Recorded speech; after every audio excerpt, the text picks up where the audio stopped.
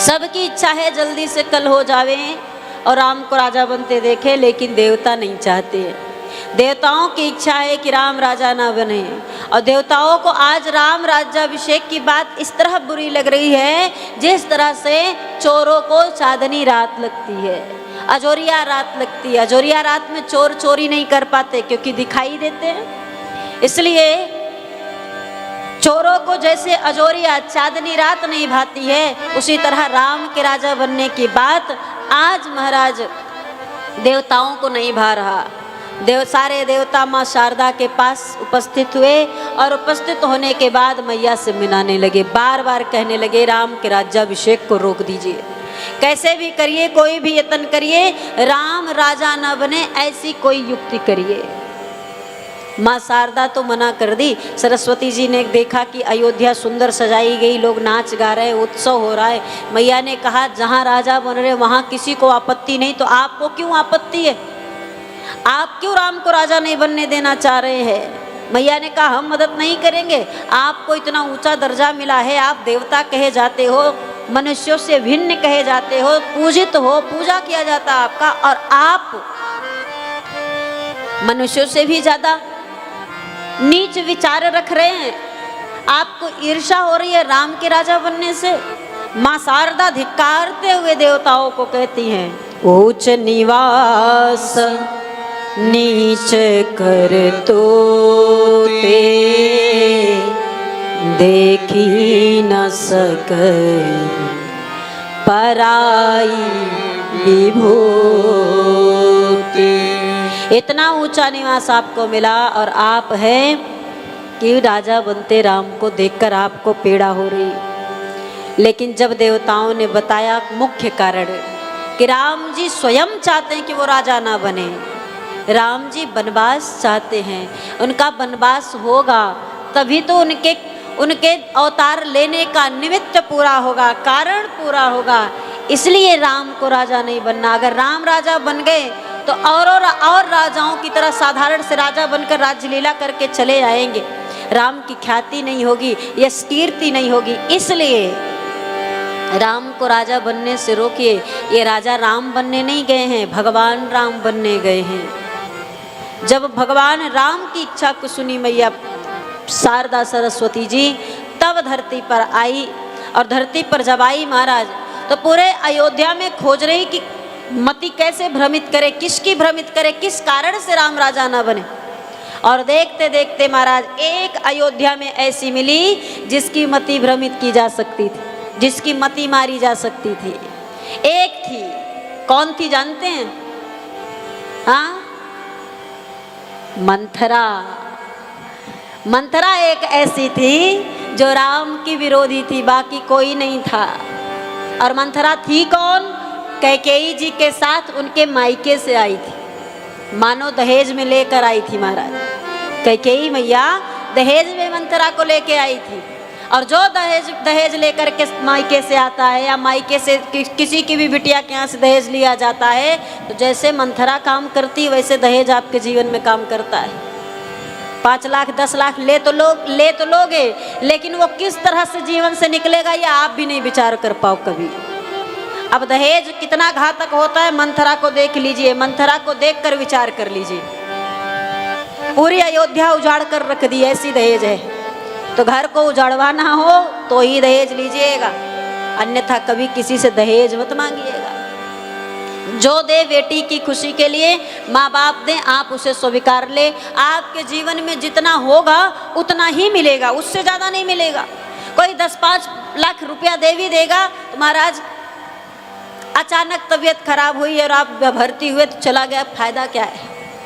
इससे अच्छा है प्रसन्नता से, ईमानदारी से की गई कमाई को आप जीवन में अपने उपयोग करें। किसी को कष्ट देकर धन लेने से कोई लाभ नहीं है, कोई भी लाभ नहीं होगा। अब देखिए ये मंथरा कैसी है, इनका परिचय मानसकार करा रहा है। नाम मंथरा मंदमती चेरी कैकेयी केरी अजस पिटारी ताहि करे गई राम मंदमती थे।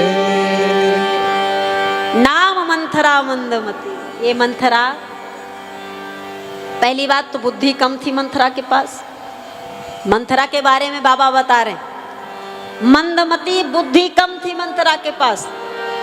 और ये कैकेयी जी की चेरी दासी थी, उन्हीं के काम आती थी। दूसरा, अजस पेटारी, अजस कहते हैं विष को, बड़ी विषैली महाराज, विष से भरी हुई पेटारी थी वो, उसके अंदर पूरा विष ही विष भरा था। और कैसा विष? राम के विरोध में विष, राम की विरोधी विषैली थी। और मैया सरस्वती को मिली तो गई गिरा मत फेर, उसी के दिमाग को मैया सरस्वती बदल दी। और जैसे ही दिमाग बदला, महल के अटारी पर आई और नगर की सुंदरता देखी तो रहा नहीं गया महाराज, रहा नहीं गया। और महल ऊपर खड़ी देख रही कि क्या है आज अयोध्या में, जो अयोध्या इतनी सुंदर सजाई जा रही है, मंगल बाजे क्यों बज रहे हैं, मंगल गान क्यों हो रहे हैं, देखने के लिए उतर कर आई, लोगों के बीच गई। और लोगों के बीच जाकर लोगों से पूछती है, पूछ सिलोगन काह उछाहू, राम तिलक सुनि भावर दाहू। लोगों से पूछती है कि भाई ऐसा क्या है, क्या होने वाला, किस बात की प्रसन्नता है, किस बात का ये नगर जगमगा रहा, सजाया जा रहा है, आप लोग नाच गा रहे, होने वाला क्या है। सबने कहा आपको नहीं पता, बोले नहीं पता। बोले अरे हमारे राम राजा बनने वाले हैं, कल प्रातः काल राम राजा बनेंगे, बोलो सीताराम जी की। लेकिन महाराज मंथरा को ये बात नहीं भाई। मंथरा ने कहा अरे राम राजा बनेंगे तो मेरा भरत कहाँ जाएगा। और इस बात को लेकर के मंथरा सीधा महाराज रोती बिलखती कैकेयी मैया के पास पहुंची। और जैसे ही कैकेयी जी के पास पहुंची, ये तो रो रही थी, कैकेयी जी हंसने लगी। अरे आज के दिन तू काहे रो रही है, आज तो मेरे जीवन का सबसे सुंदर दिन है और सबसे बढ़िया, मेरे जीवन के सारे सपने पूरे होने वाले हैं। मेरी बूढ़ी आंखों का अंतिम इच्छा था कि अपने राघव को राजा बनते देख लूं, और वो इच्छा पूरी होने जा रही है और तू रो रही है, क्यों रो रही है। अच्छा तुझे उपहार नहीं मिला, इतने बड़े समाचार के सूचना के बाद, खुशखबरी के बाद तुझे नेंग नेछावरी नहीं मिला, इसलिए तू नाराज है। मोतियों का हार उठाई मंथरा को दी कैकेयी मैया और बोली, लो कल मेरे राम जब राजा बनेंगे, सब सजेंगे धजेंगे ना, तो तुम भी इस हार को पहन करके आना और सज धज करके आना। मंथरा ने हार उठा के फेंक दिया महाराज। और जब हार उठा के फेंक दिया तो कैकेयी जी ने कहा अरे हार पसंद नहीं आया क्या। कोई बात नहीं, ढेर सारे आभूषण खोल कर रखी थी मैया, बोली इसमें जो तुझे पसंद आए ले ले, क्योंकि मेरा सबसे कीमती हीरा तो मेरा राम है जो कल राजा बनेगा। इनमें से मुझे कोई भी तुझे जो अच्छा लगे ले ले। मंथरा ने कहा महारानी आपको ही सब मुबारक हो, इसमें से हमें कुछ भी नहीं चाहिए। कैकेयी जी ने कहा फिर क्या चाहिए। बोली जो चाहिए वो आप देंगी। कैकेयी ने कहा अरे अपने लाला के राजा बनने की प्रसन्नता में सब ने उछावर करने को तैयार हो, जो मांगोगी सो दे दूंगी। बात सुनने के बाद मंथरा ने कहा कि यही तो नहीं चाहती कि आपके राम राजा बने, मैं चाहती हूँ मेरे भरत राजा बने।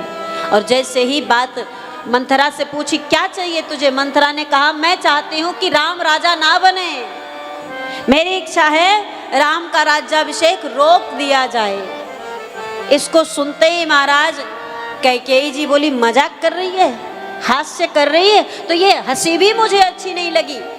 मंथरा ने कहा मजाक और हंसी नहीं कर रही, मैं सत्य कह रही, मैं नहीं चाहती कि राम राजा बने। क्रोध में आके कैकेयी जी ने मंथरा के मुंह को दबोच ली और जोर का धक्का मारी, कोने में जाकर गिरी। उठकर संभल कर बोली मैं कैकेयी फिर से कि कोई बात नहीं, कोई बात नहीं महाराज, मैं तो दासी की दासी रहूंगी। राम राजा बने या भरत राजा बने, कोई भी राजा बने, मुझे तो दासी की दासी ही बन करके रहना है। मुझे तो कोई लाभ नहीं मिलने वाला है, कुछ अच्छा नहीं मिलने वाला है, इसलिए ऐसे ऐसे दे दीजिए।